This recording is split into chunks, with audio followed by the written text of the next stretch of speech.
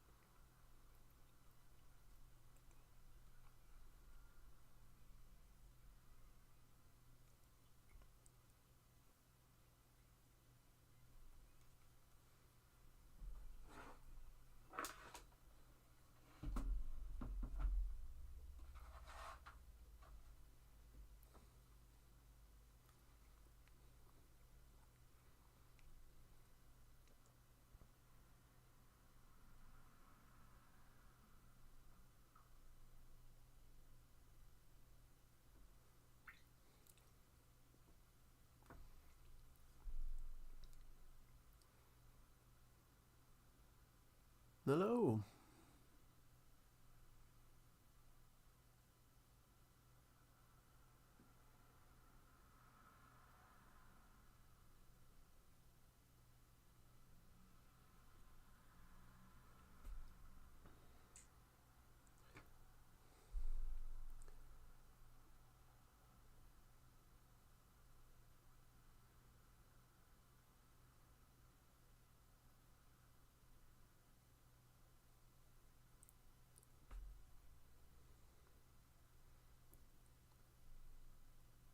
So we've got the base coats down on all of the metal areas yesterday. Yesterday? Might have been the day before. It's just over all of the bits that are going to end up metallic like this. A graphene grey from scale 75. It's my new, well, my favourite paint, to be fair. I use it for basically everything.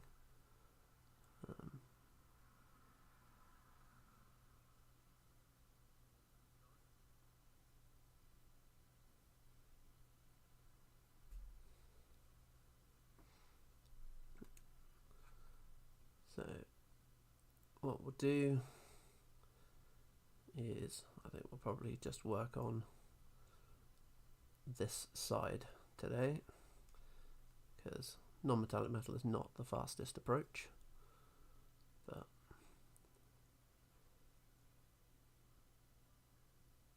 we'll see.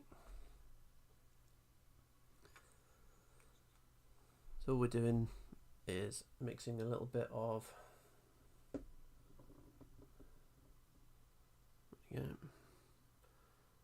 graphene grey and dark pale blue.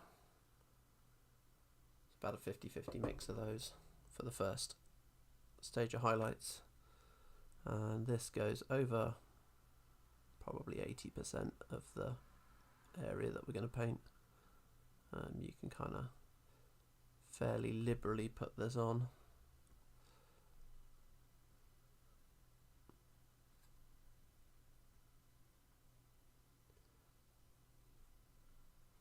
But one thing to make sure you do is that you're edge highlighting everything. You can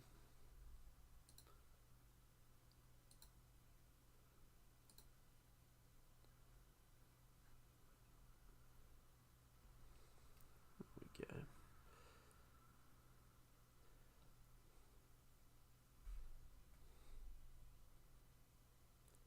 New to this whole painting on camera thing as well, so shout if I'm completely off screen.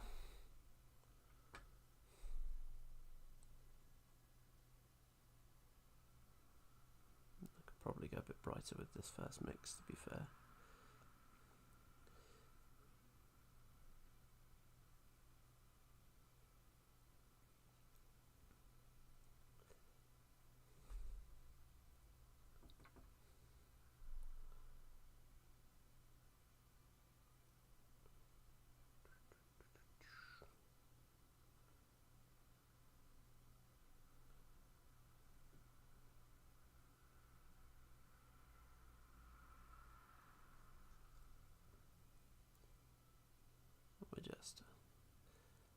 looking at all of the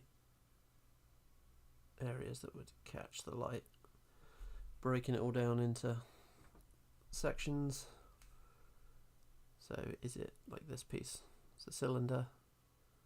So we're just gonna focus the top of that cylinder. You're not going to be able to see me paint under here, unfortunately, because of this giant claw. The claw chooses who stays and who goes. Anytime I say the word claw, it's now law that you have to say that. I don't make the rules.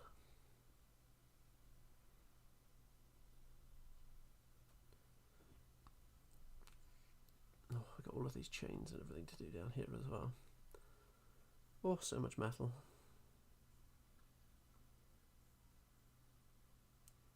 Aberration is more metal than flesh, I think.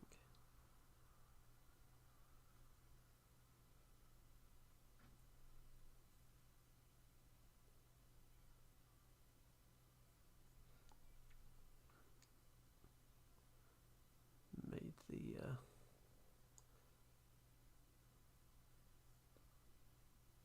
decision to go and do the flesh tones with the airbrush to start with. I had a very trust the process moment with it, as after I'd done the first couple of coats he was very bright purple. You see, it's come out quite nicely in the end. It's got some good flesh tones. Once all of the bits of metal are done in around here, we're going to work the red sort of scar tissue and everything up to a much stronger, a nice magenta for that. So I'll shrink my face down a little bit. Nobody needs to see that. Let's get more out of the way. There we go.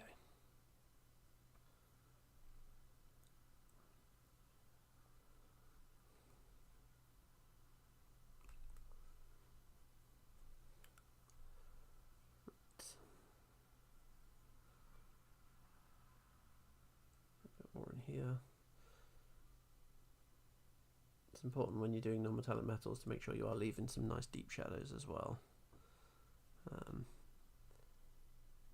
And you're going to want some quite big jumps in with a lot of contrast in. So, as you can see here, it's quite a big jump in the gradient, and here as well. It just helps it read as metallic.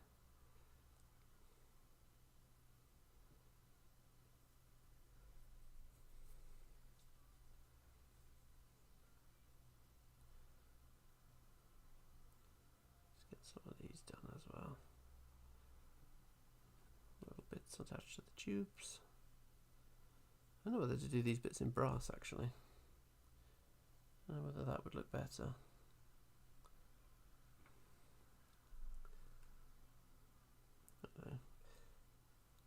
I'll do them in steel for now, and then I can paint over them if I want to.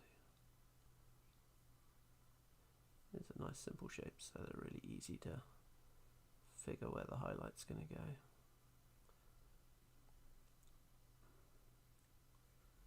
And the chains also relatively simple as well. Bizarrely ended up painting quite a lot of chains in the several years now I've been practicing non-metallic metals.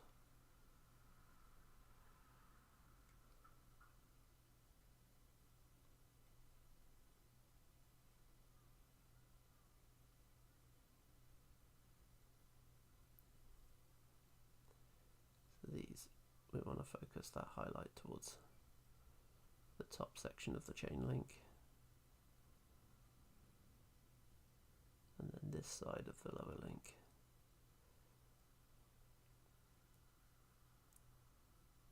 Making sure not to muck up all my leather.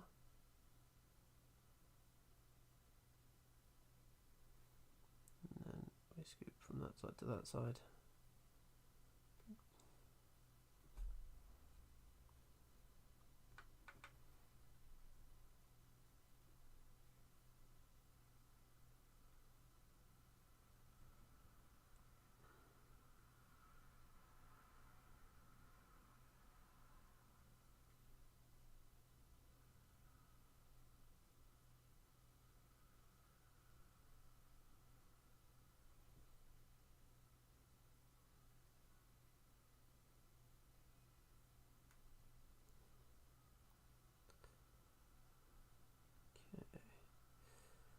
See, flat panels are a bit more of a challenge.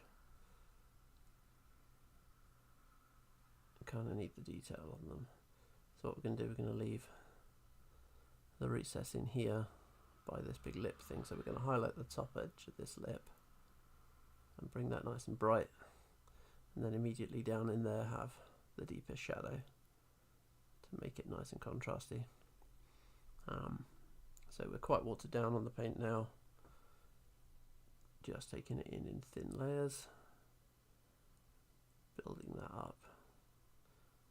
So we're going to try and make that as smooth as possible. Something I'm slowly getting the hang of. One of the nice things about non-metallic metals is, depending on what kind of metal you want to have, how like dirty or damaged or anything the metal is, the blends don't necessarily need to be super smooth. If you want to have polished chrome, then that needs to be super well blended. But for dirty, scratched, unpleasant metal like this, can be a little more scruffy with our blends.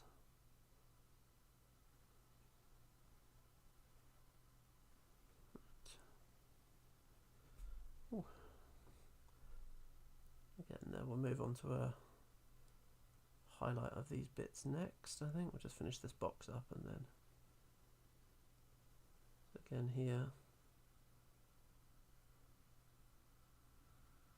tops of these bits, and then just make sure we're picking out the edge there and the edge on this little side piece, the edge across there. And then what I'm actually going to do, so it's going to put a feathered section in here, so we're leaving a bit either side.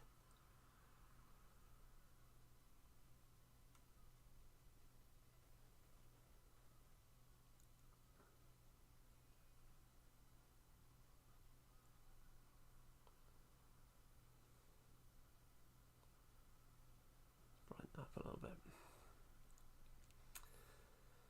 Oh, did we just do this side as well? Let's do this side as well. Let's get these both these mid arms done.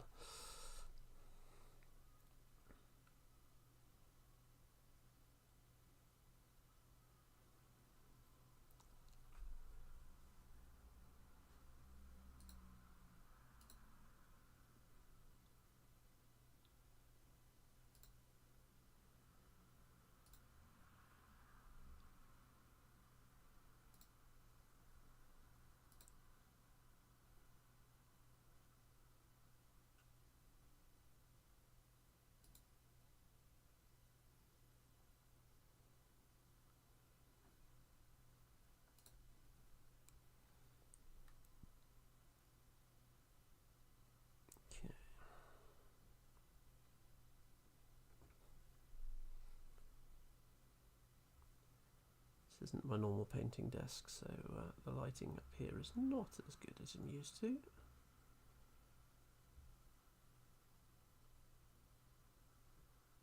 Thankfully, we're painting a big chunky boy, so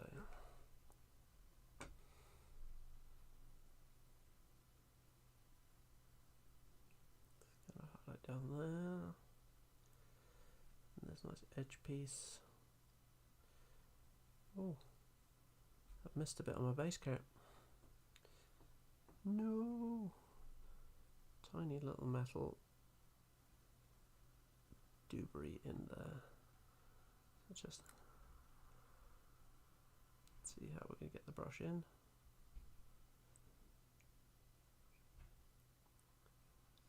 challenge getting in there.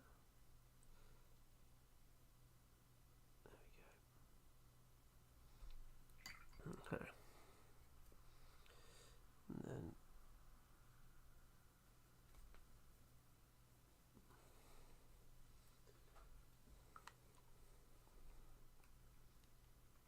Jelly Baby is an important part of painting.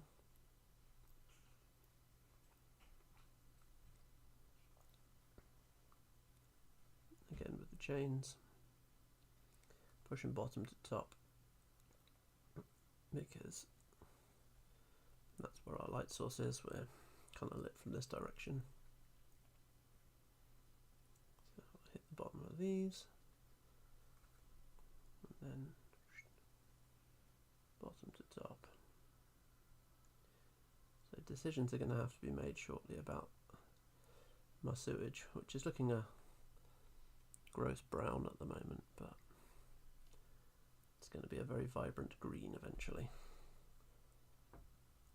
So I kind of have to decide if I'm going to have that as a glow at some point soon.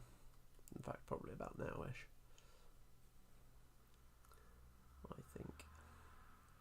I think we'll have some source lighting from that. So, because what's an army without source lighting on your big shiny models, right?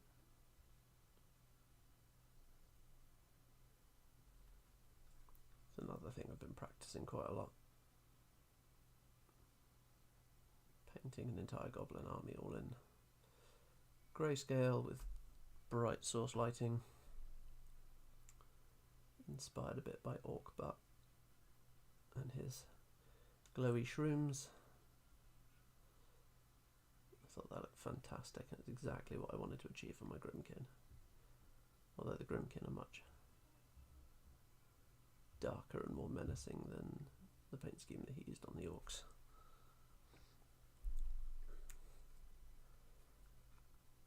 But I kind of feel like Grimkin should have a bit of menace to them. Speaking of Grimkin, our first lore piece coming out soon. I've just got to finish editing that up, which I think is my job for Sunday afternoon. So we should see some lore stuff coming soon from the channel.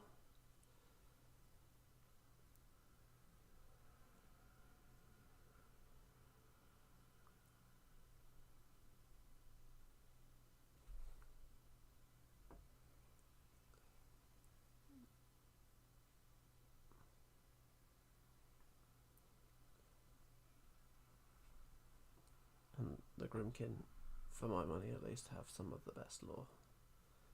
Although I quite enjoyed the new Dark Operations Cephalix lore piece that dropped last week. That was nice to have their command book kind of updated.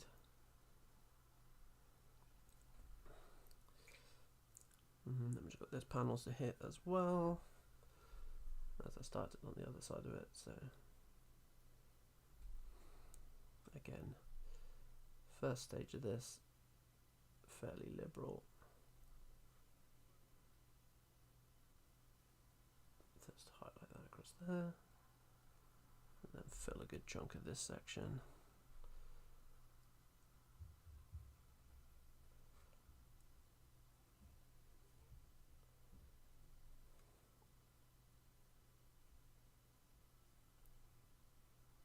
So if we're going to have a light source coming up here, just going to need to add a few more highlights in underneath. So on here, just strengthen this one a little bit. Under here. Okay. So the next stage, probably going to look like quite a big jump. So we're on to just straight dark blue pale. And then we're just going to be a bit more targeted with this one. I'm going to end up with blue lips by the end of this as well.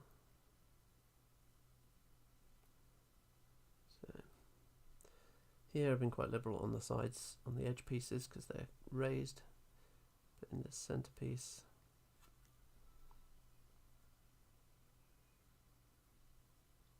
we're going to go just about 50% of the last area that we covered. And we're going to thin it right down so we can just build that in a couple of layers. Now this looks very stark right now, but as this dries it will darken down. We're actually going in very thin layers, so we'll probably do 2 layers of this just so we can refine it a little bit. So I'm leaving around each of the like rivets in there. We're kind of leaving a big chunk around them.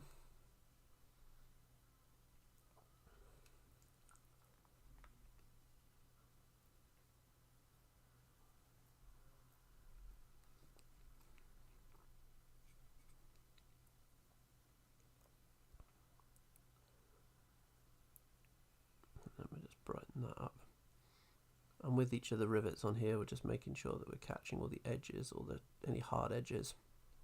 I think it would be a sharp or sheer kind of piece. So again, on to claw, edge highlight first, and it'll make a nice bit. I rotate models a lot when I'm edge highlighting, so you're going to see me juggling aberration. Fortunately, his base is a bit too big to go on my painting handle, so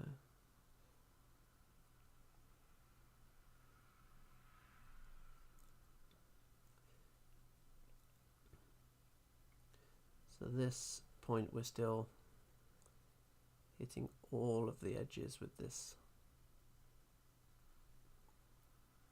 and then here again it's a cylinder, so just straight line down one side.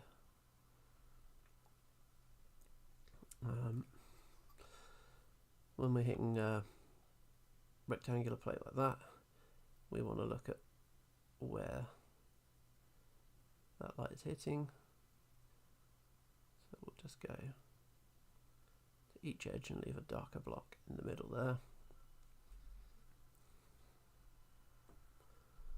And then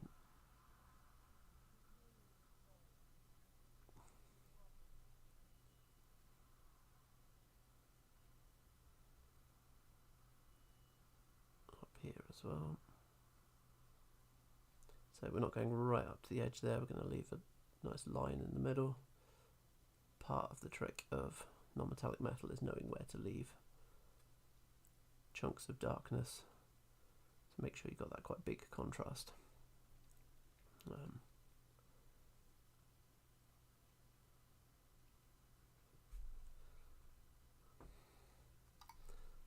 Straying off camera a little bit with all my wiggling about. Back in more edge highlighting here. Bringing it up in the corners.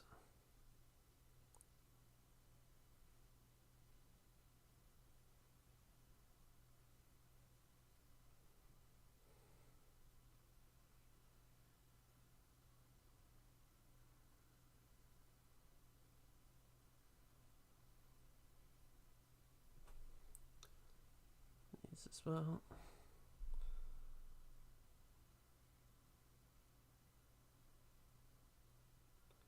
So again, because we're quite thin down, the initial look at this is probably going to look quite stark, but as it dries it will settle down a bit.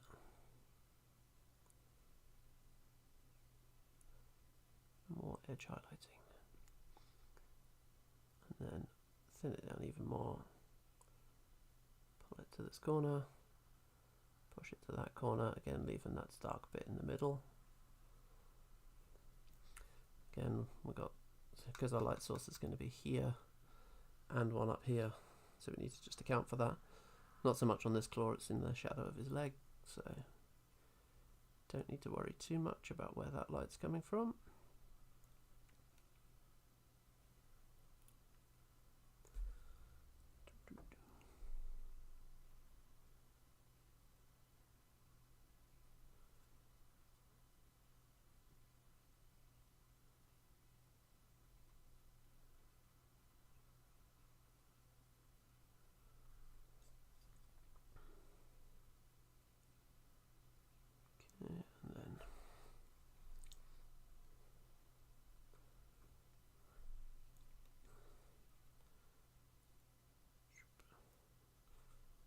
Again, edge highlighting. When doing the edge highlights, if you know where you're going to be placing the highlights on a surface, so it's best to try and go to that point, so that's the final point of your highlight, because that will make that the strongest.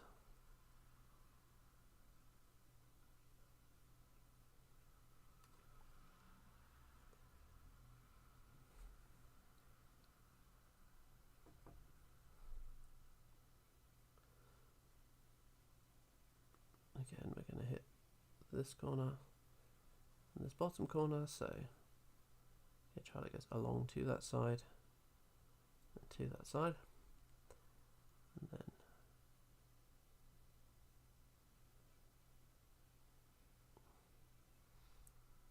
so again leaving that section in the middle, and you can see where it's drying up here. We're getting that effect already, and we're only 2 highlights in, so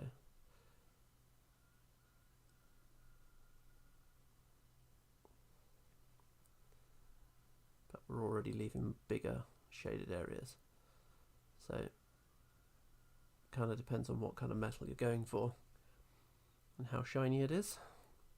This wants to be quite a dark, rusty, grimy metal, so we're going to leave bigger dark areas and have smaller highlights.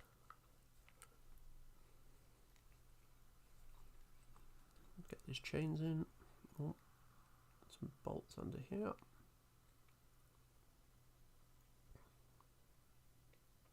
When highlighting a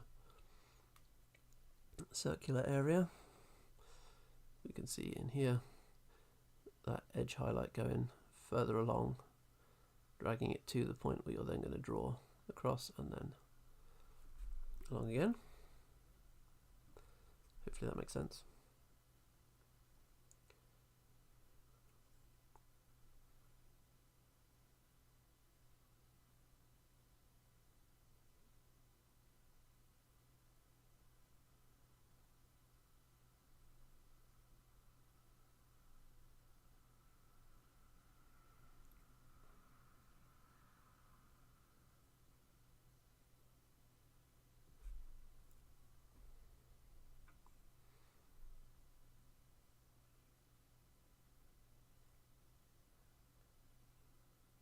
Again, the chain pushing from the bottom to the top, and then on the side here, bottom to the top.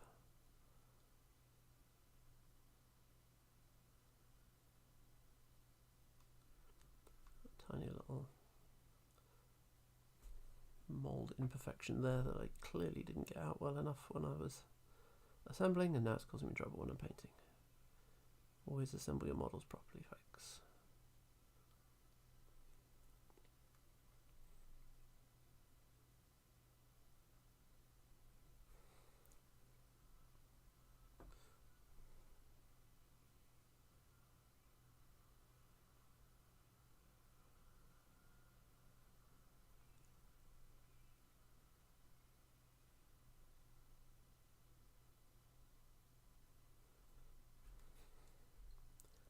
Need to top up the paint.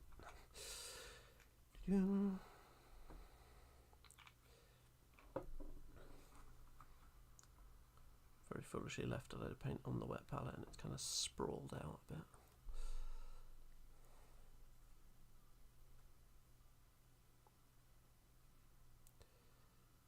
So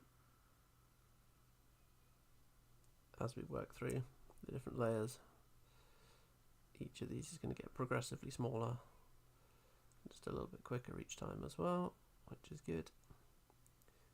This stage probably takes the longest just because you're deciding exactly where to put all the highlights.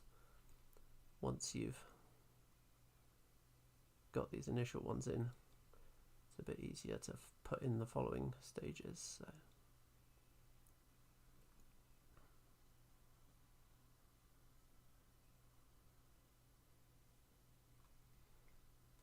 Kind of want to paint this massive claw.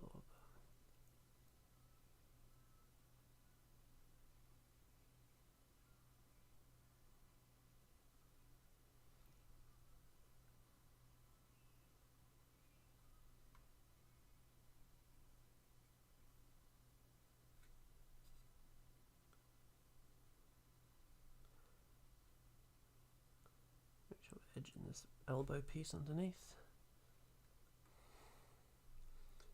Chosen the worst bits to paint on a stream, haven't I?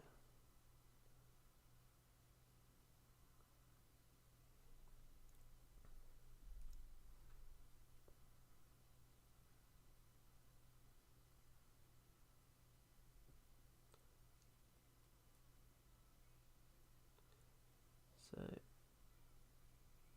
this elbow plate, it's a little bit more complicated to highlight. I'm essentially treating it as the side of a sphere, so the highlight point wants to roughly be where the chain is. Because that chain's connecting there, we need to leave a shade around it and then kind of paint around that. So we're going to end up with a little bit of a dark spot where the light spot would be, just because of how the shapes join together, but just makes it more interesting, right? Then chains nice and quick, especially these ones, they're really nicely sculpted in, so I love how massive this model is. It's ridiculous. Really looking forward to seeing the House Kalis 80mm base. Some sort of giant warjack.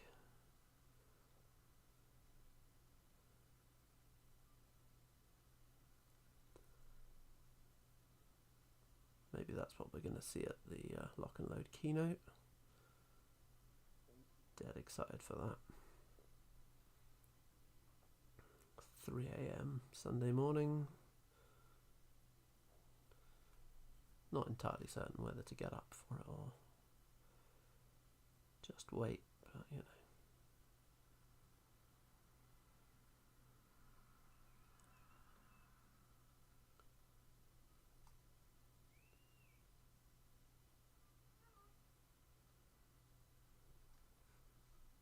I don't know if my window is open enough, wide enough for you guys to hear. People wandering past outside. I have to get up in a second and shut that, I think.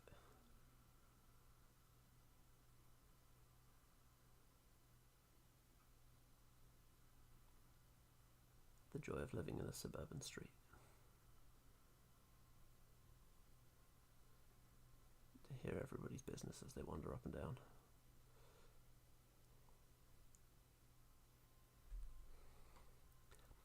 Thankfully it's not one that we get lots of drunk people wandering around yelling, but so these plates again, we're edge highlighting these. We want that to be quite stark and go most of the way down. Then this rim, we're just going to hit the top of it, and we're going to start, and this is the strange thing about one of the bits of painting non-metallic metal, is on one side we're going to start at the same place the last highlight, rather than normally when you highlight you kind of paint your first stage and then you leave a bit all the way around it, but in non-metallic metal you want to paint your first stage and then your second stage right up to one edge and then across. So we're just going to do that here. So we've got our darkest shade right next to our now lightest bit, and when we go lighter again we're going to do the same thing. So we're just going to make sure you've got that nice contrast between them. Just roll that around the edge there. Make sure we're, again, edge highlighting. Here on this plate, I think, just to make it a bit more visually appealing, we're going to leave a darker spot in the middle. And just have two little bits here. As you can see, they're a little bit grim on the edge, so just blend that in a little bit together.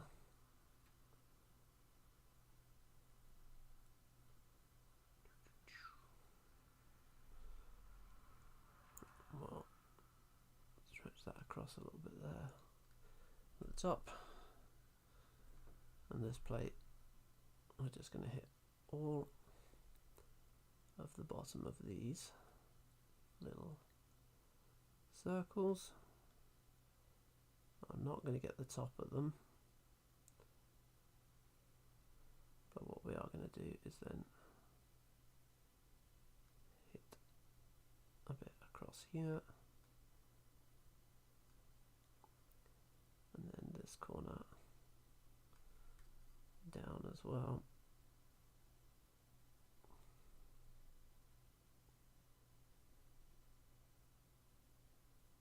Just stop at the edge of that.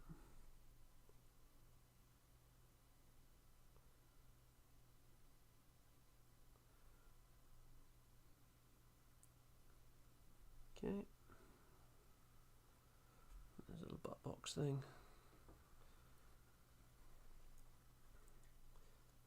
Monstrosities don't use coal, so no big old boiler on this chap. Although according to the fluff, he's technically a drudge. Don't know how much of a difference that makes background-wise. Obviously, rules-wise, he's a monstrosity. And a very good one.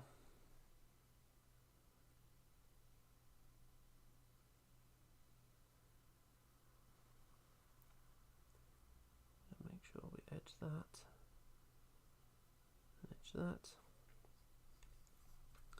And on the side of this bit, we're just going to bring that down in here. Let's see if I can do anything with this light and try and make it a little bit clearer for you guys.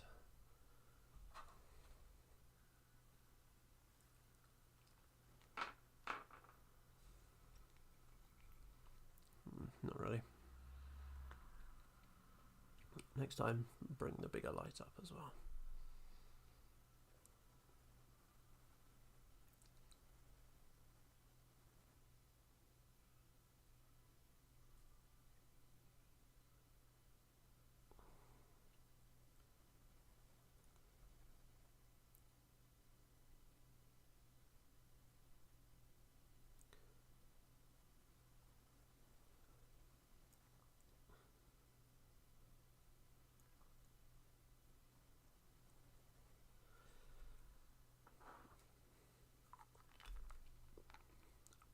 Again, more cylinders. So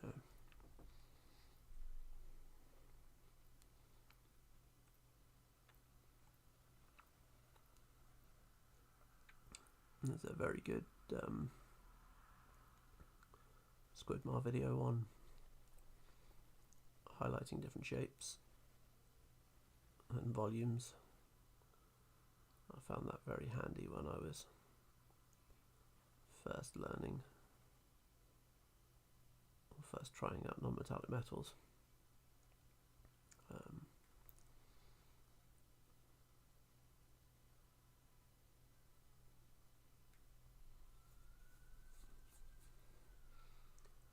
Came in very handy.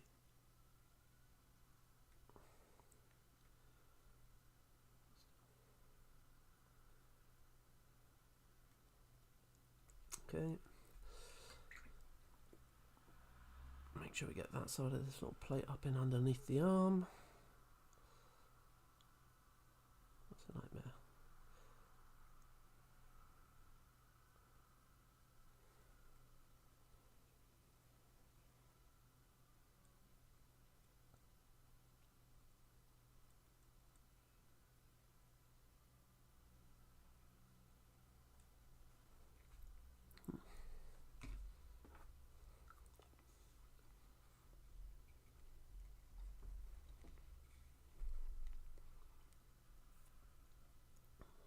Okay.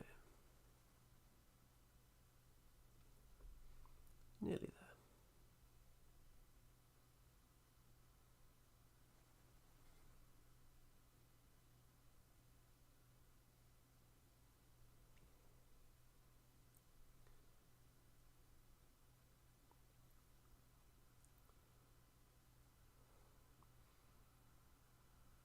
We're actually going to be putting this chap on the field on Sunday as well. Now I've sorted my first bases for my dark operations. My new Mark IV Cephalix. Breaking them out on Sunday. We'll see how that goes.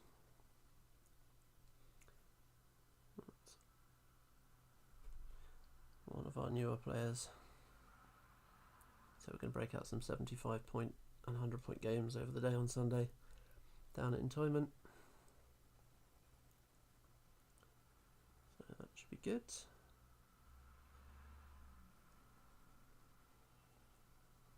Quite excited because I've not used Dark Operations in Mark IV at all. And they were my go-to army for Mark III. So I was very excited when they started doing the STLs for them. And I'll be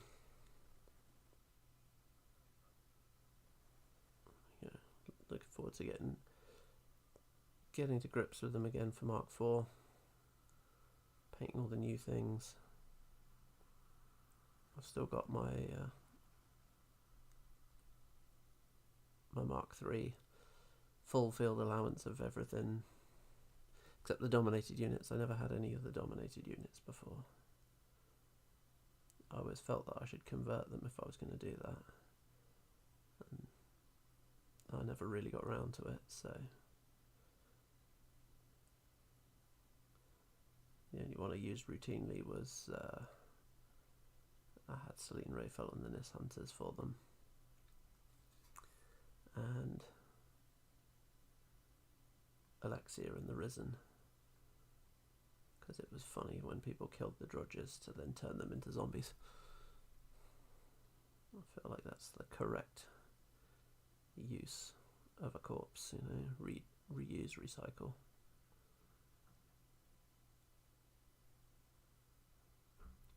Because everybody knows necromancers are just healers with really bad timing.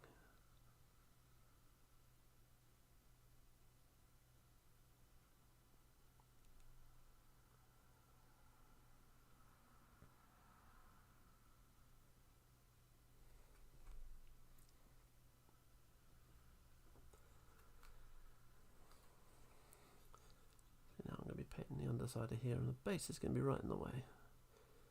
So again, edge highlight, leave that little patch in the middle, make sure you highlight the edge.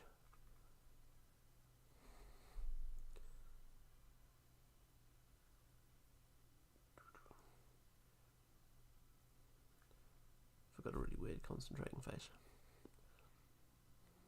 I bet that I have. Not really been looking at myself in there, to be fair.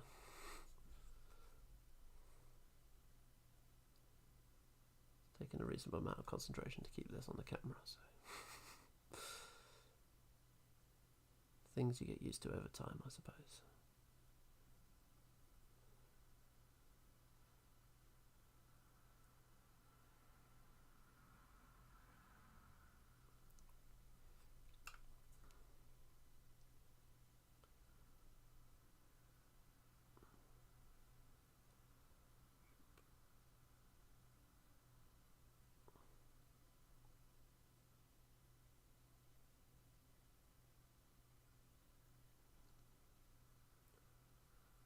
Nearly there.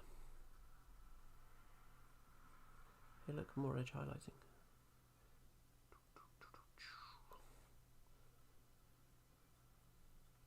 So I'm going to paint this hammer. It's just one piece by itself, I think, because that's going to take a while.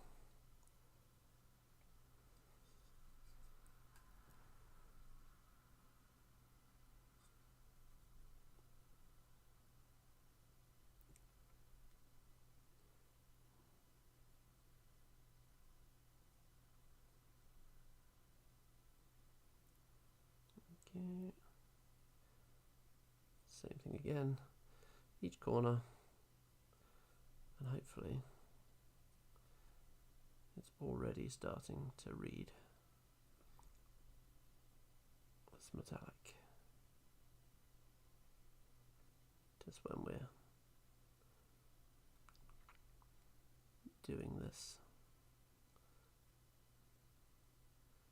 make sure we're using the same corners on surfaces that are next to each other, because otherwise, if we'd done the other corners, it would all look a bit strange when you looked at it, like it wasn't reflecting the light properly. It's one of the reasons I prefer non-metallic metal. I go to all the effort to place the highlights on everything else that I paint, and then I rely on what direction the light is shining on it at any one time for the metallics, which does seem strange to me. It's a little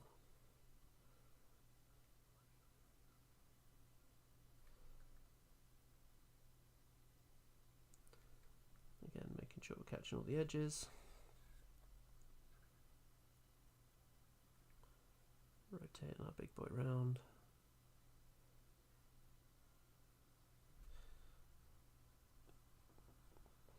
Because a lot of the layers of the flesh are airbrushed. Having to be careful not to put my hands on him. And I know everyone's like, oh, I should wear gloves. Wear a silicone glove or something. But one, I would get through so many silicone gloves in a year. It would probably cost me a small fortune. Secondly, I hate wearing them. Very sweaty.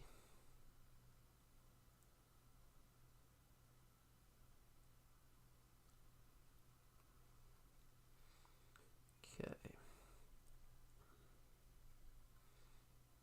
So now we want to do this big cylinder. And I think we want to be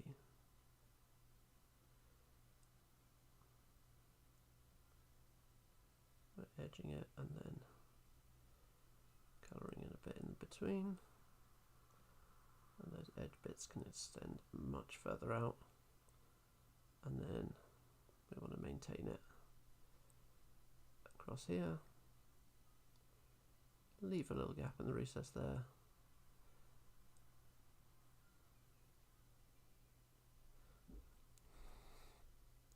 and hasn't that's come out quite nicely. Thankfully, big round things like that are quite easy to figure where the highlights are going to go.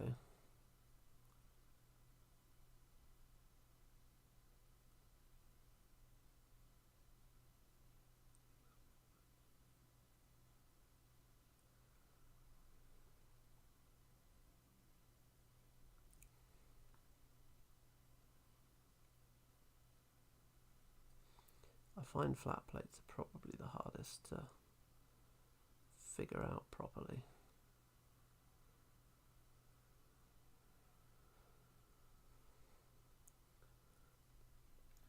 So painting a vehicle, like a big Space Marine tank or something, would be very difficult in if you're doing all the plates.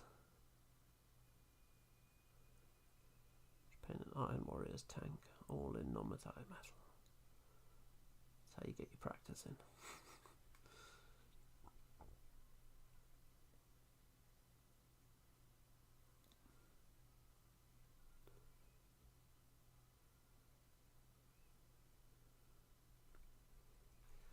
And then I can't really see in here.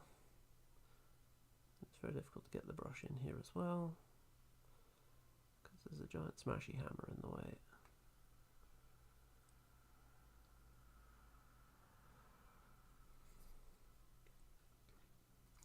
I think inside each of these little pincery bits, I'm probably going to put some gore and blood and filth, because I doubt Nostilla cleans this guy down after each battle. Maybe she does. No, Cephalics hate touching grub and waste, so she would need someone to do that for her.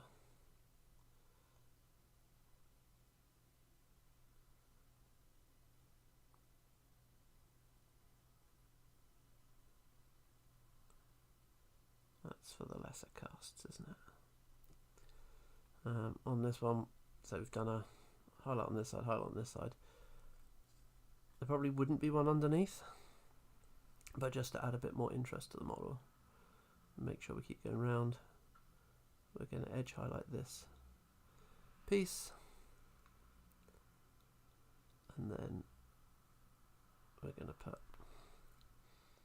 a little highlight in here as well, just to, otherwise we're leaving quite a big area with nothing on it.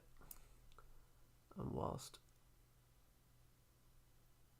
there's nothing particularly wrong with doing that, we want to make it as visually interesting as possible. So the other thing you can do in areas like that is add a little bit more weathering or damage or something on that area, just to give it that little bit more visual interest, something more going on. Last little bit for this highlight, the chains, and again bottom to top, jump, jump, jump, nice and easy. So where we've highlighted that side of the chain and then that side, almost edge highlighting the chain links, then we just join them together at the top a little bit, pull that down ever so slightly. See them on there, starting to come together.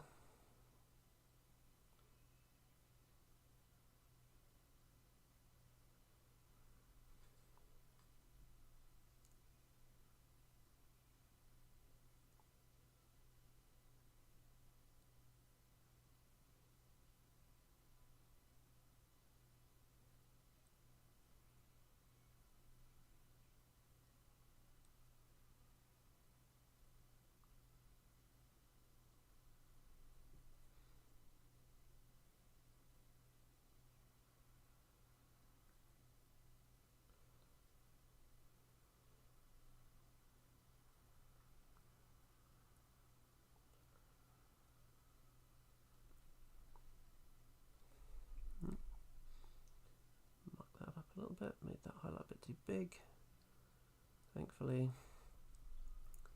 Vallejo pen's quite forgiving, so right, anything need a little touch up. You can see around here it's already dried a lot darker, and we were able to put thicker highlights in other sections, so that's good. Okay, next stage, so a bit of dark pale blue and then white. I'm using some P3 white, yay! I didn't go all in on the Kickstarter for the paints because I don't have the space and I already have a vast number of paints, but I was quite keen to get hold of some of the new P3 paints and give them a go.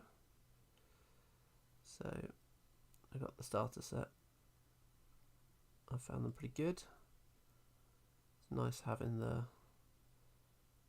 mixing ball in the paint bottle. Some other paints I don't use quite so often take a very long time to get mixed up properly. I don't have a test tube shaker, on my painting desk, which I really should, but they're very expensive, and you know, I can shake a paint pot by hand, so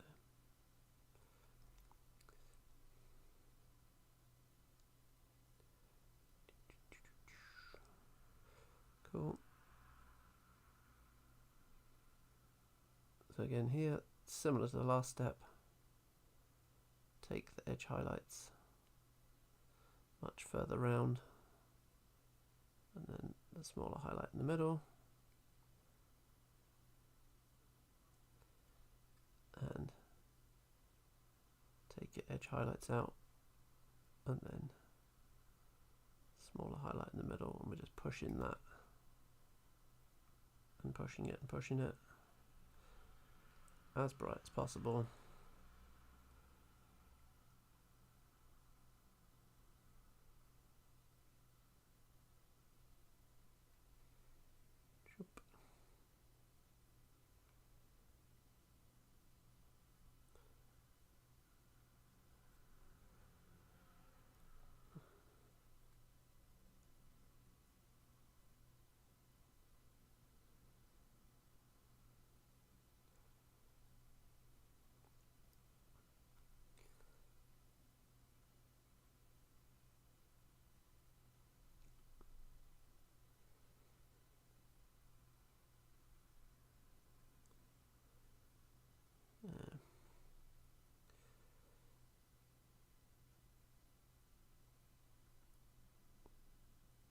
I was going to close that window, but I got distracted by painting.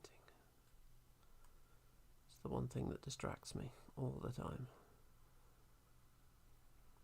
Get into a nice flow when I'm painting and just lose several hours.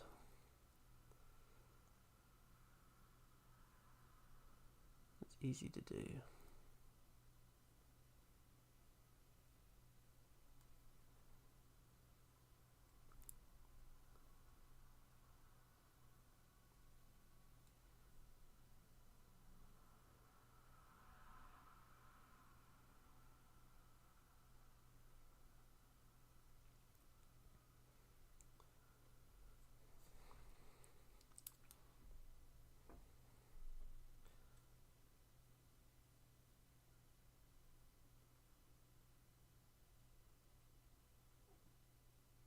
Look, more chain painting.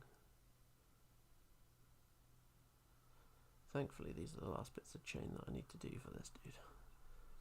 But he's certainly got a lot dangling off him.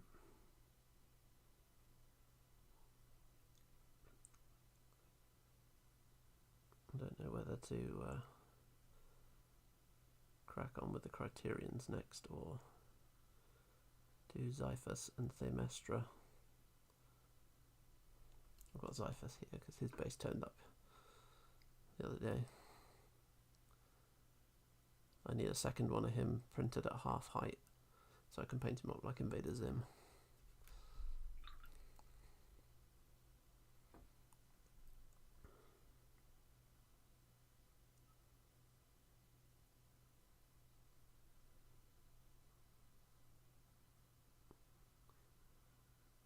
Need to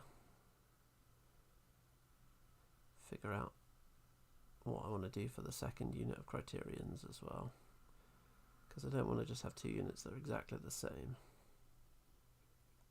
So I'm going to have a crack at reposing the files that we've got for them so I can try and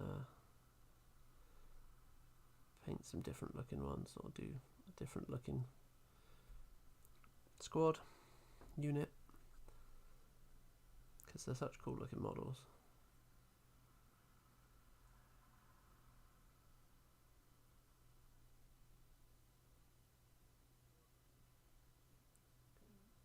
Drudges from the north. So they, according to the new fluff, came down from the Rule Hive.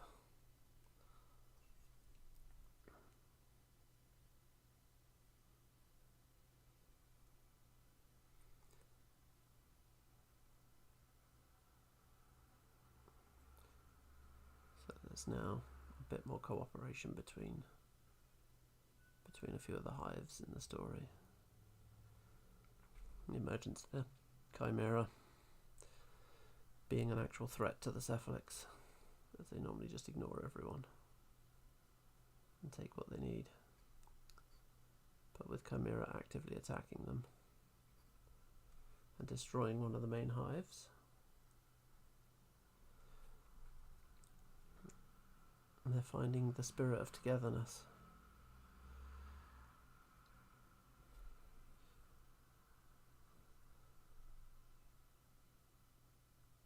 Oh, painting this in underneath here is not easy.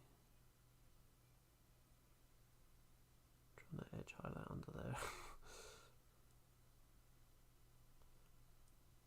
You can't really sub-assembly this model either. I knew it was quite an easy build, but it's like some of the newer GW sculpts, whereas you kind of have to put the whole thing together for it to have the structural integrity,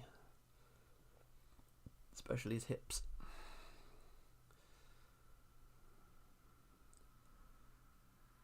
I don't know if anyone else has had any luck painting this chap in sub-assemblies.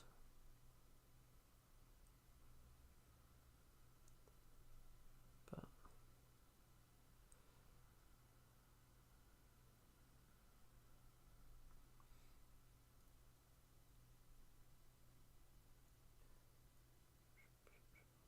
there we go. Make sure we're putting the edge on all of these.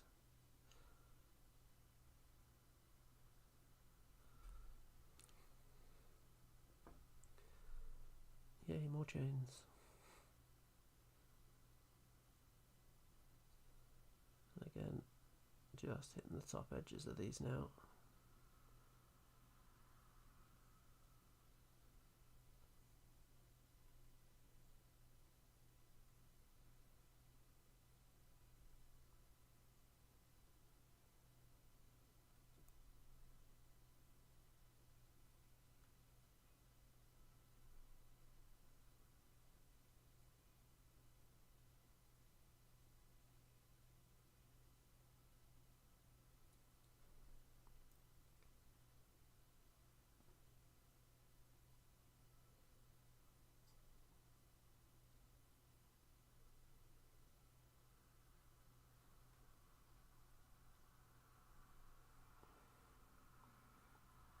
Oh, we're getting close with this now. I think we've already... Oh, we've got this side to do as well. Oh, nearly halfway around on this. But as you can see, goes a touch quicker when you've got the highlights in place as a guide.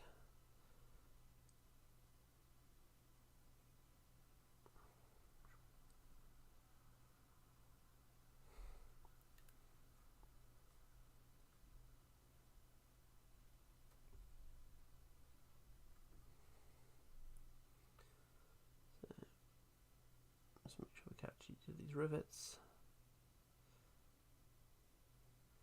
If you're feeling lazy with rivets, you can skip a couple of stages of the highlights on them, but I don't recommend it.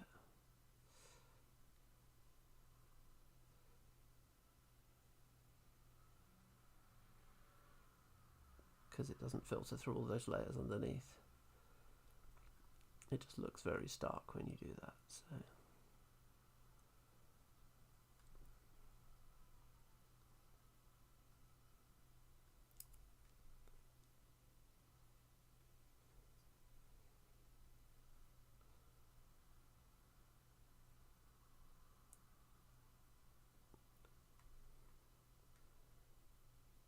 with any section where you're being a little scratchy with the highlights, it's important to try and keep all those little scratchy bits in roughly the same direction, and think about the direction and how a piece of metal would wear, so where something would rub on it or scratch it, how would that work?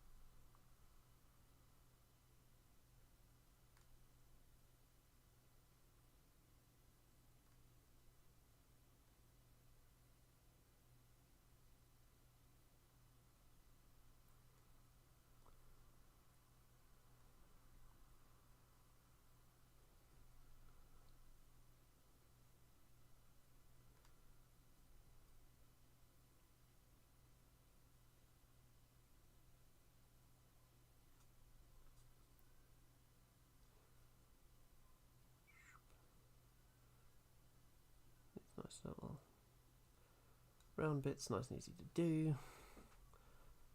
The chain's easy, it's just time consuming. Make sure we're getting a little plate in here. Not completely forgetting about it when you get round because it's almost impossible to see.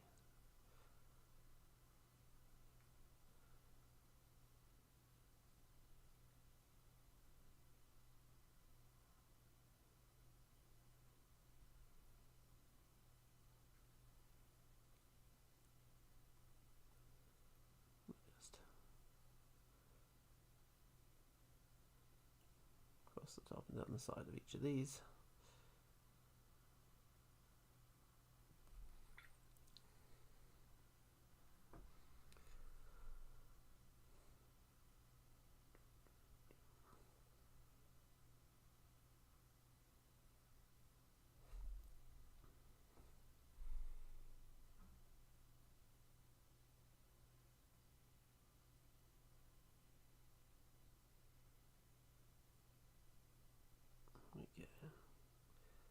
So getting in under here, reinforcing our earlier highlight stage. Mix up a bit more of this.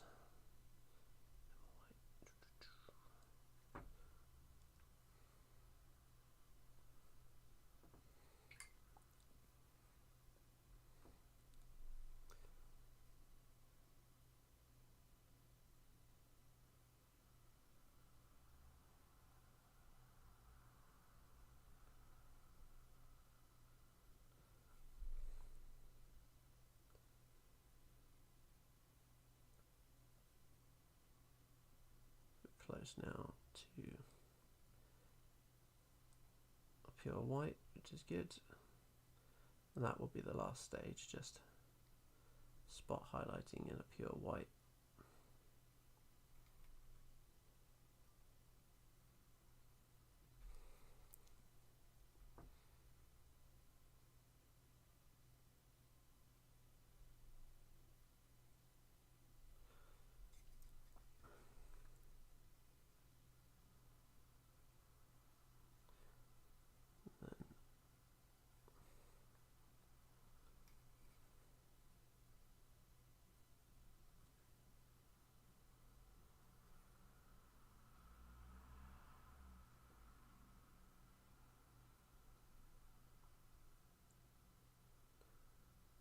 Again, edge highlighting. How many times can I say edge highlighting in a video? Normally counting how many times I say dark operations, but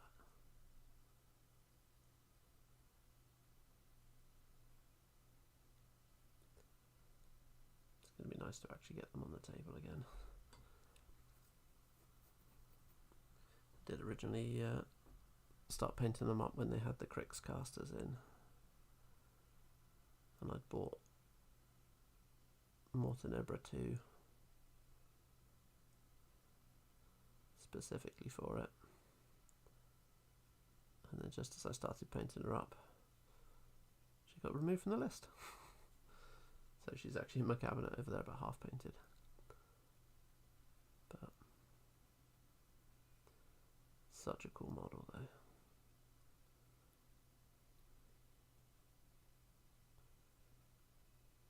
And I do have all of the Crix, so from Mark III anyway. I've resisted buying into Crix for Mark IV. Some very nice models there, but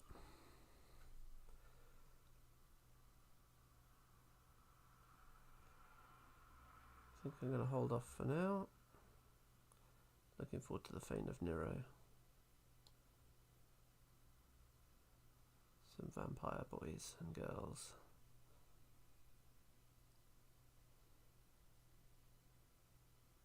Proper old school vampires as well. They've actually been, unlike the House Callis, the Fane of Nero are the ones that were originally eldritch, that were shunned by the elves That's Who Needs Immortals.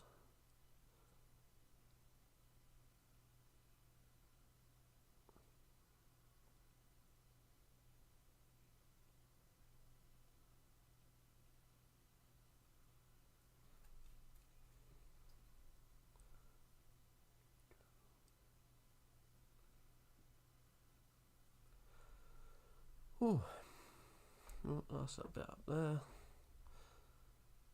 Forget this metal plate in here.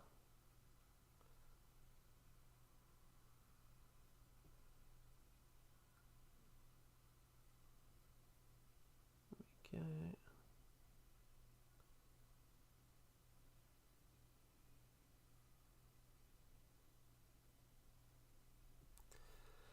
go. Okay, I'm getting there.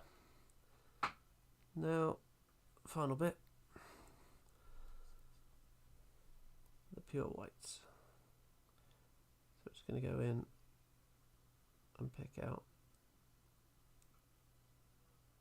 extreme edges, feather it all on slightly. Not sure I'm entirely happy with how this plate has come out, so that might get revisited. But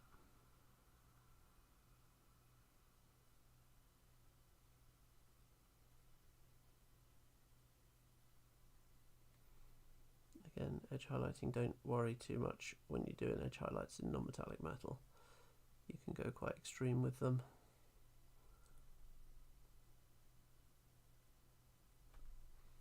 This final stage, you can kind of go to town a little bit.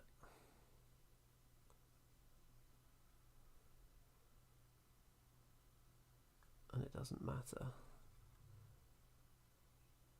if you think it looks a bit too bright.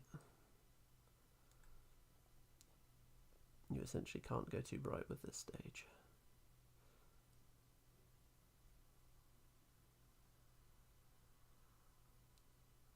Unless you're going for like a really shady dark iron.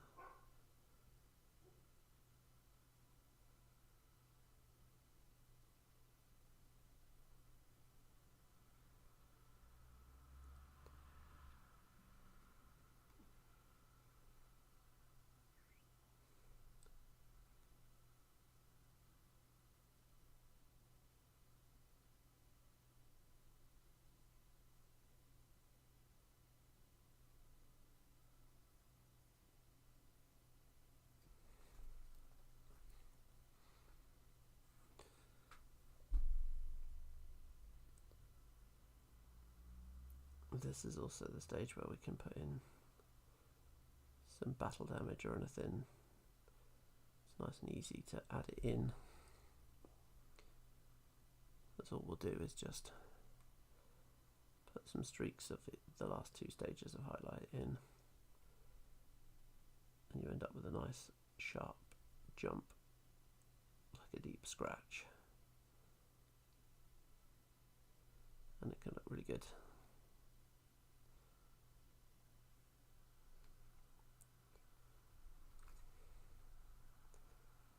Just reinforcing that highlight here.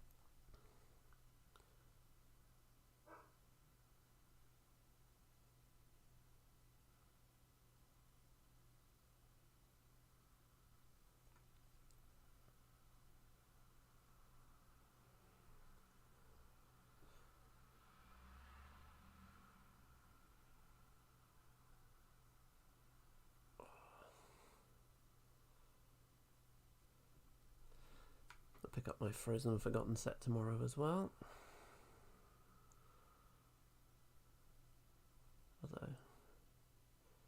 Perfect timing for me to start moving away from Dusk. Played Dusk pretty exclusively all year. The intent of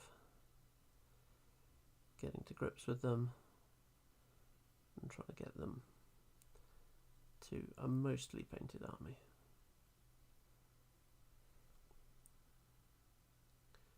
And I'm pretty close. I think I've only got a couple of units that aren't painted for them now. The Dreadguard Slayers, because I love the models, but I just can't find a place to put them in the list. Which is a shame, because they were the models that kind of sold me on Dusk, with their giant hair. A very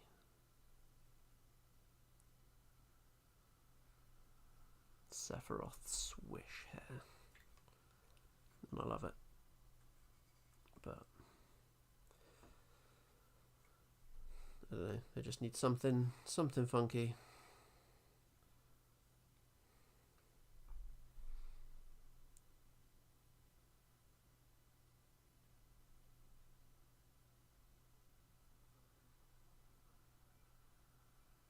Just to make them,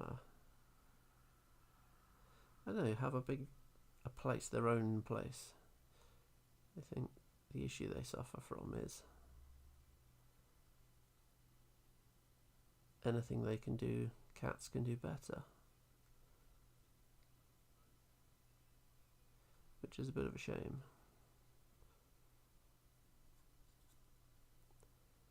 And there's not a significant increase in the points.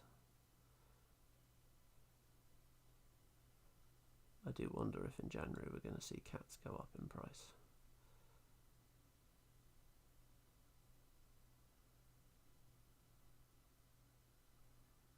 But I don't know.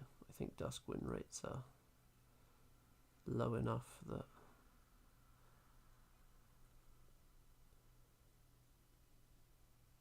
I don't think we'll get too much of a nerf.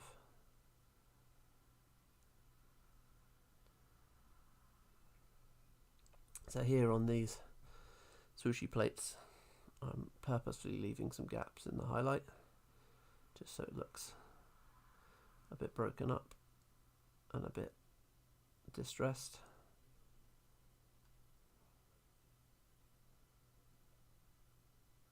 I'll just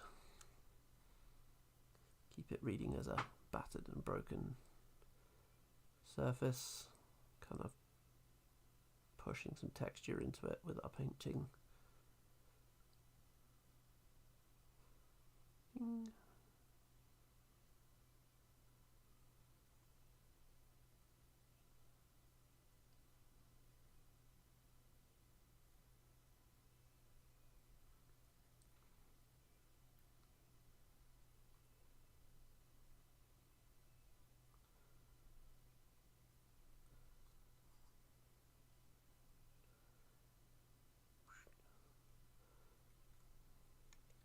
Where the white highlights are quite small, you can get these in quite quickly, which is nice. It's the kind of reward step where everything kind of falls into place now.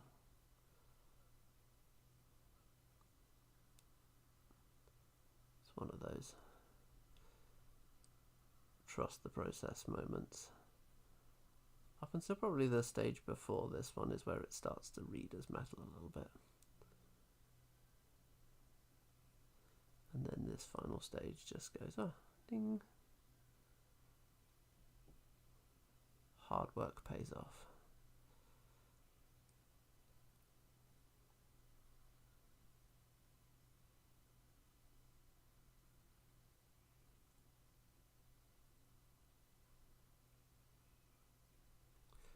The only thing I need to figure out is how I'm going to transport these guys on Sunday, because I haven't gotten a case for them yet. I don't fit them all in my old case. I think this guy might be too tall.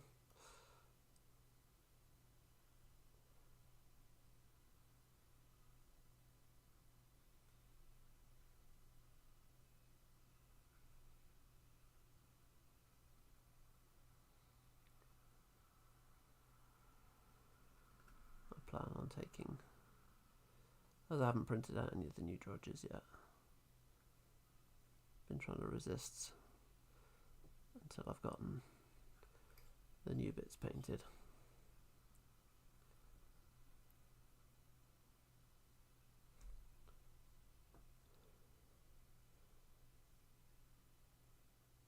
Oh, that's way too big a highlight. Way too chunky. There we go. Again, forgiving Vallejo paints. Wick some of that off.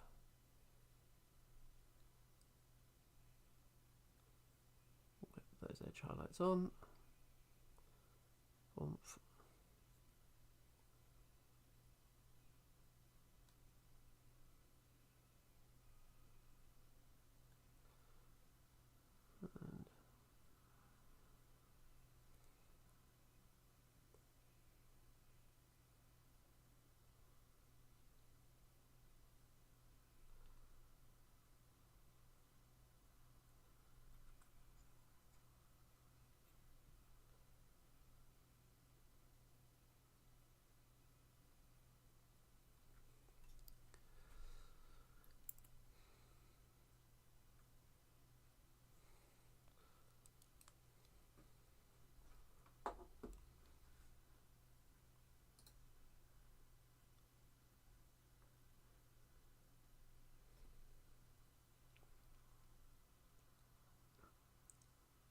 And so here again, bring those edge highlights around more, and I've completely cocked that up by slipping off the back of it, so we're just gonna tidy that up.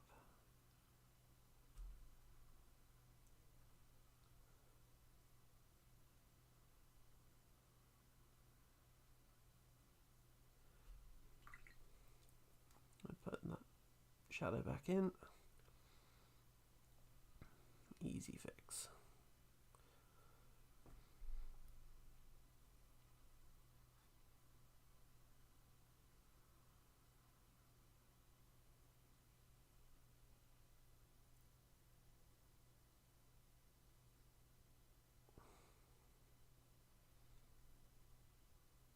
Again, depending on the surface type of your metal, here we want a scratchy broken metal, so we can go scratchy with our highlights. The smoother and cleaner you want the metal, the smoother and cleaner you need your highlights to be.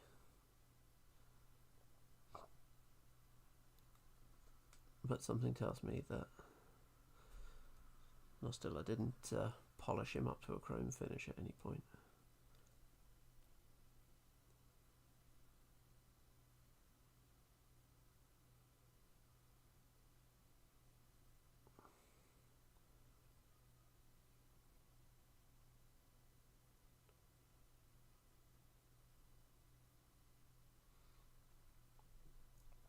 Okay, and then a little bit underneath here. Again with our little underneath bit that possibly shouldn't be there. Edge that bit. Edge that in and that in. I'm afraid to twizzle the model around when you're doing edge highlighting. It will make your life easier.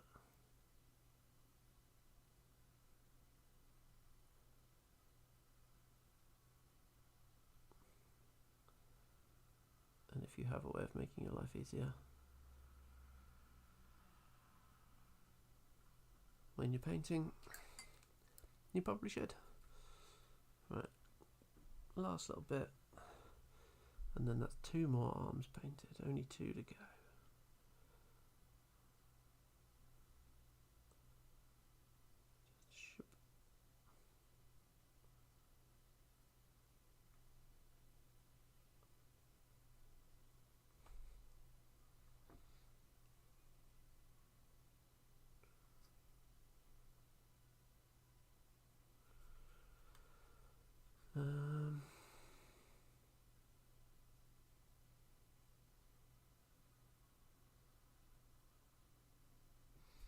Cool. So there we have 2 more arms largely done.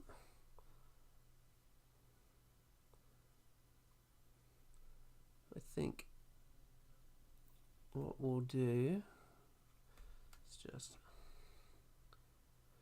brighten up this little steam gauge here.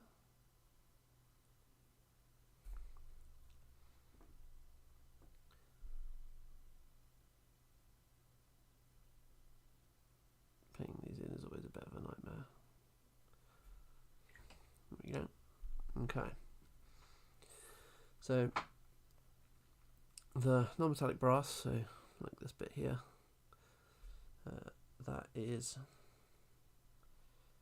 a little workup of scrag brown and scrofulous brown, which is the best named colour ever. We've just got a couple of bits here, so it's base coat of scrag brown, and then we apply the same highlighting techniques we used on the metal. Again, this is for a dirty, grimy brass.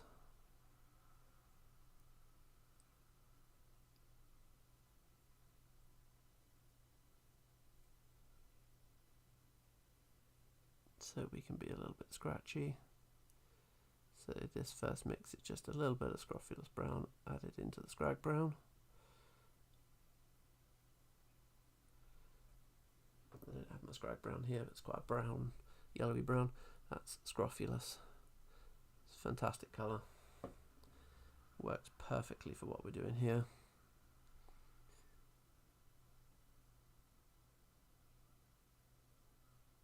And then hitting these plates. Again, scratchy highlights is great because that's what we're going for. EGAD's getting in there. Try and do that without getting everything around it.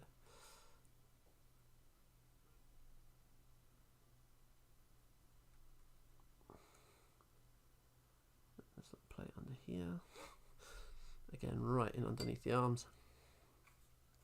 I'm going to do this a little bit up by his chin. So we've got this little bit here.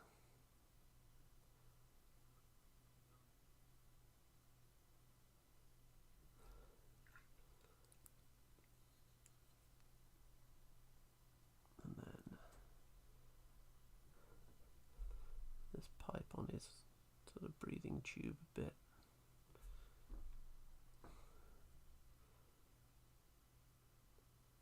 I don't know what the in-game reason is for or the universe reason, the lore behind the big breathing tube.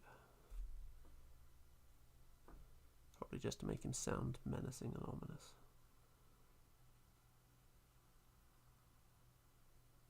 Who knows? We don't pretend to understand this FX.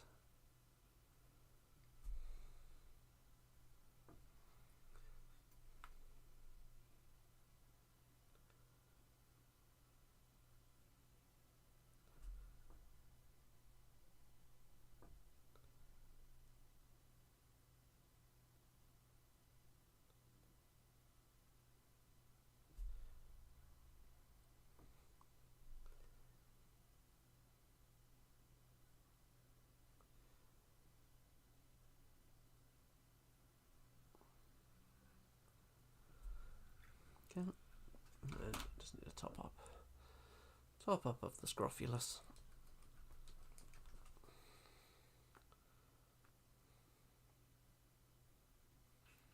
Oh, it's such a lovely colour.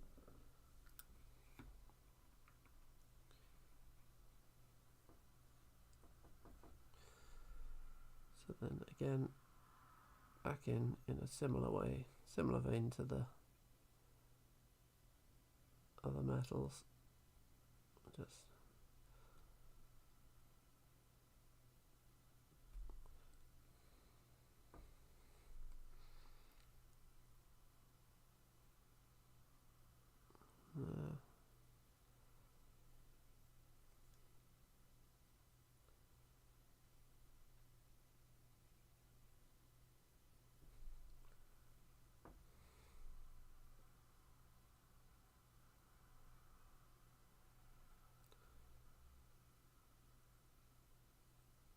The only difference here is where we kept quite a lot of the darker area shown for the steel. This, when you actually look at brass, it's quite a consistent colour all the way across, so we want to leave a much smaller amount of the brown showing on this. Almost complete coverage with even this, the second stage highlight, we're covering a lot more of it, so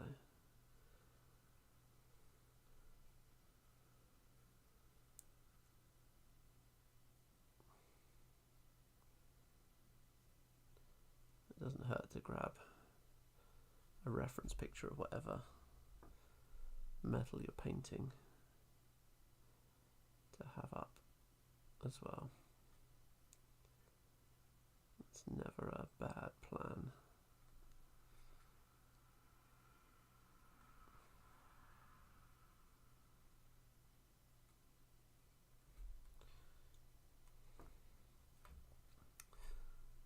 In here.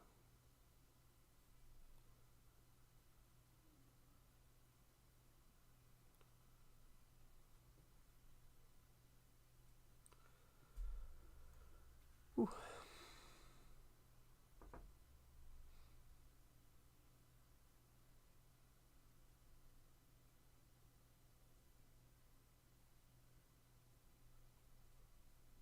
Oh, completely forgot about this tube here. Rubbish. I have to go back and sort that out later. That's not today's job now. I'll paint that when I paint this whole cylinder up the back.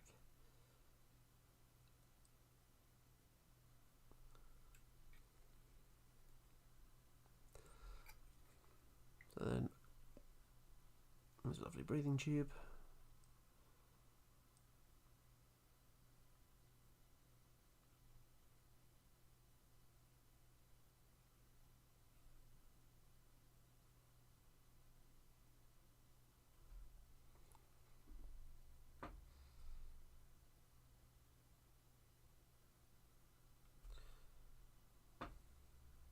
So I don't know whether the sections in between are like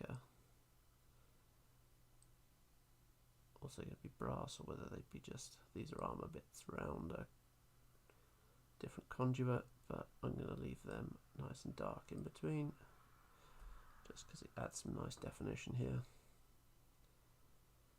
We might even go in with a white ink on them and have them glowing pink, because we're going to have a nice bright neon pink glow on this chap when we're done.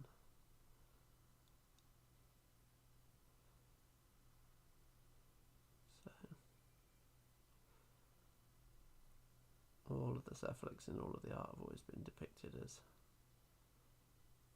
strange unearthly pink glow, so that's what we're going to go for. I've got a very lovely neon pink, which I haven't brought up here, so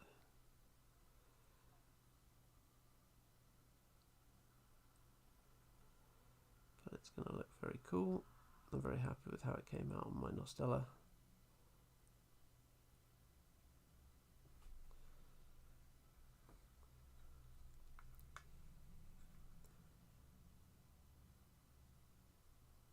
So we'll see how I can get it to go on this.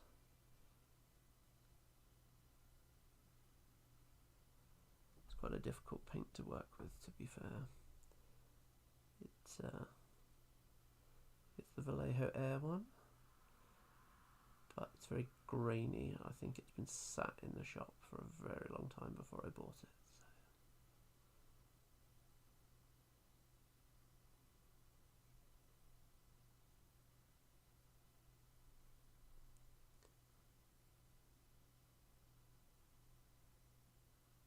We'll see. We managed to get it to work and mix eventually, so hopefully where I'm now using it a lot should work. So then Next stage of this one, scrofulous brown, add some whites, again 50-50. The white will bleach this colour out quite a lot, so be a little bit careful with it. And already you can see we need much smaller highlights now in this section. So here's where the big jump in highlight size is for the brass. Again, depending on how shiny you want your brass. Because if you want it nice parade gloss, then go to town on this stage as well. And again, the same as that kind of tube piece on the back plate, we're leaving some of the darkest recess right next to that bright highlight that we're putting on, giving us that nice contrast.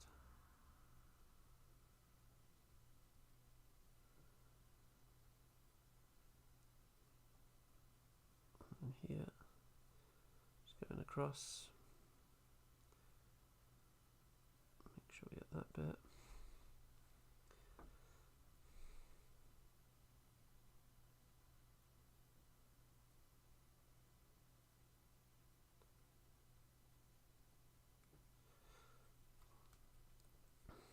Okay, oh, we got another one of the little nodule here.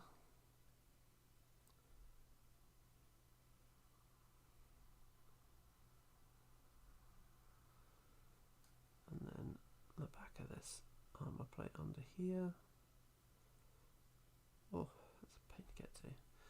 And then the good old breathing tube again. So again, hitting the top, and you want to bring those edges round ever so slightly more where this has all the edges on it. It's going to be a little bit of a tricky one.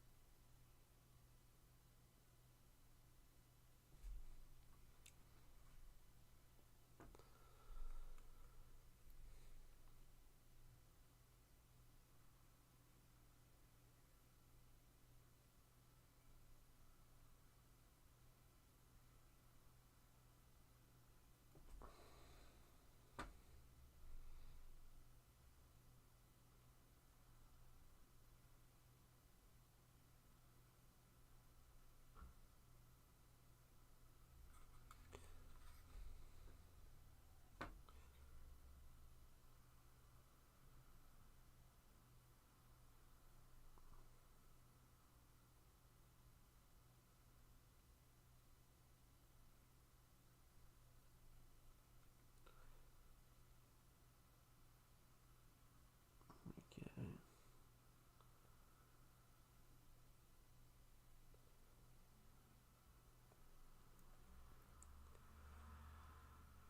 And then just finishing this last little bit of tubing.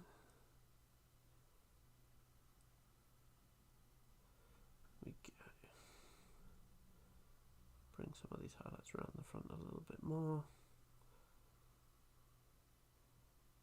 That kind of H-shape highlight that you end up with on cylinders.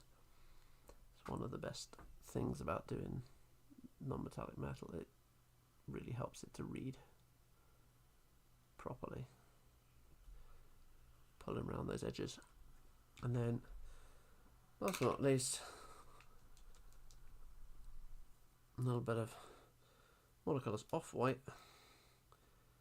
Then go all the way to white with the brass.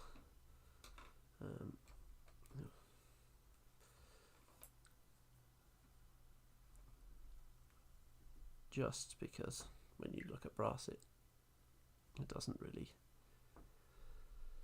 hit like that. And then these are actually going to be very small spot highlights in specific points. Again, hit a little bit of the edge, and then you can see straight away those are reading much more metallic.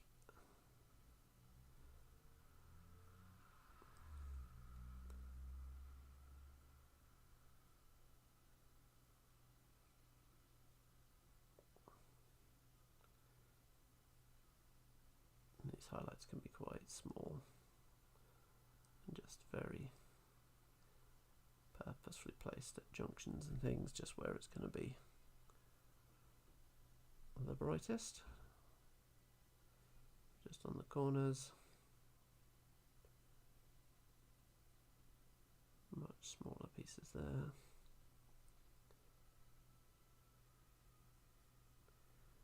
And this just tricks the eye that little bit.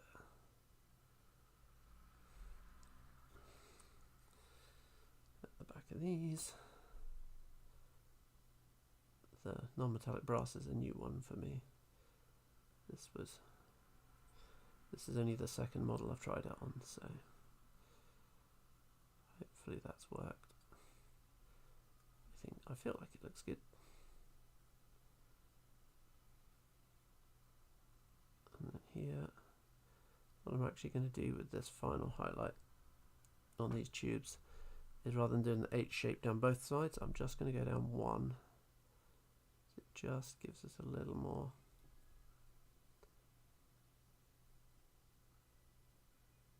definition on those pipe sections, and just make sure we're not going overboard. I've switched to a smaller brush for this last stage as well. I didn't switch brush on the steel. I didn't really need it, but just want to go a little bit smaller on this. So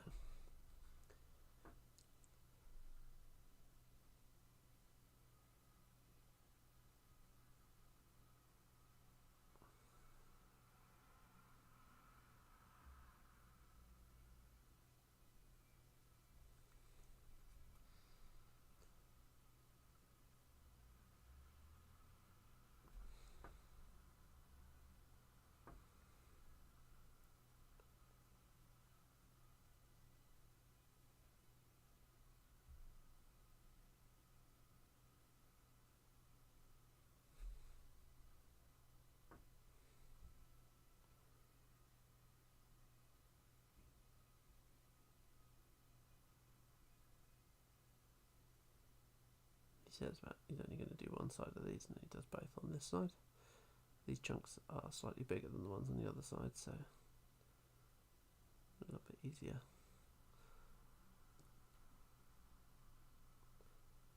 And then fill out the cross piece a little more. And there we go. So it's a good another chunk of the metal's done. The last thing to do, and this is just for this guy, and it's not necessarily a step that you need to do, but I'm just going to add a little bit of rust in. So this is just an old light rusting pigment that I have had forever. It's the old Forge World one, which was released God knows how many years ago. The pot is almost completely disintegrated, but I don't use weathering pigments all that often, so it's lasted a while. So what we're doing, we're just pushing some of that into places where rust would make sense. So around rivets in screws and bolts. And all I've got is a little bit of the weathering pigment down. I'm just adding a bit of water to it, making it super thin, so you can see there's barely anything there at all. And then we just push that into any kind of crevices, let it sit a little bit.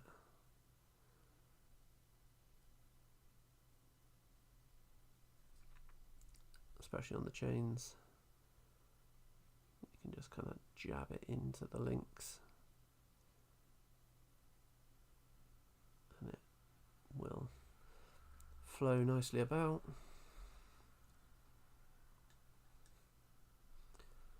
Let's get a bit more in here. And this you kind of just place by eye. It doesn't, there's no kind of simple catch-all for this. It's very much going to depend on the model and what it is and how badly you want it rusted. If I were using metallic paints, I'd just get out the dirty down rust, but that doesn't sit quite right on non-metallic metal. It's a fantastic product, but it works very, very well with metallic paints. But I find it just looks a bit odd on a non-metallic surface, but you know, it could just be me using it wrong. But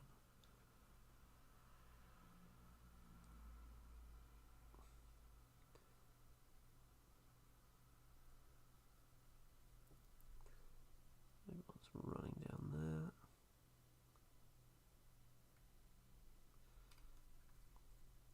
In the back of this armor plate under here. And most people probably aren't going to look up under his arms in there, but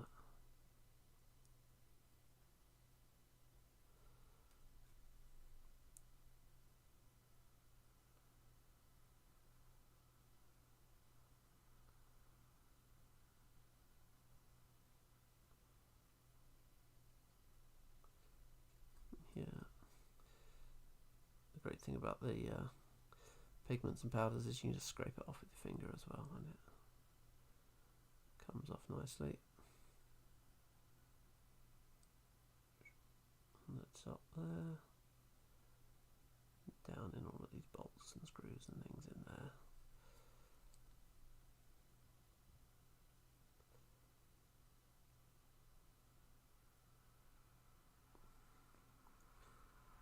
So that, I think, is that. So that's another section done. 2 arms and a head to go. Then we get to do some lighting and play around with my sewer base, because this, I say, is going to be a nice bright green, but we're just putting the base coat gradient on there. Yeah, aberration coming on. I think probably 2 more painting sessions, maybe 3. This back piece is going to take a while.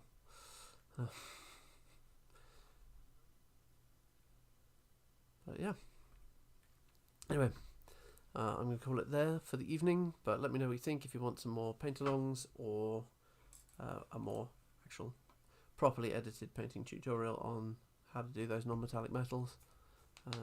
Sound off in the comments. In the meantime, do the like, subscribe and all of that jazz, and thanks very much for joining us, and we'll see you next Friday.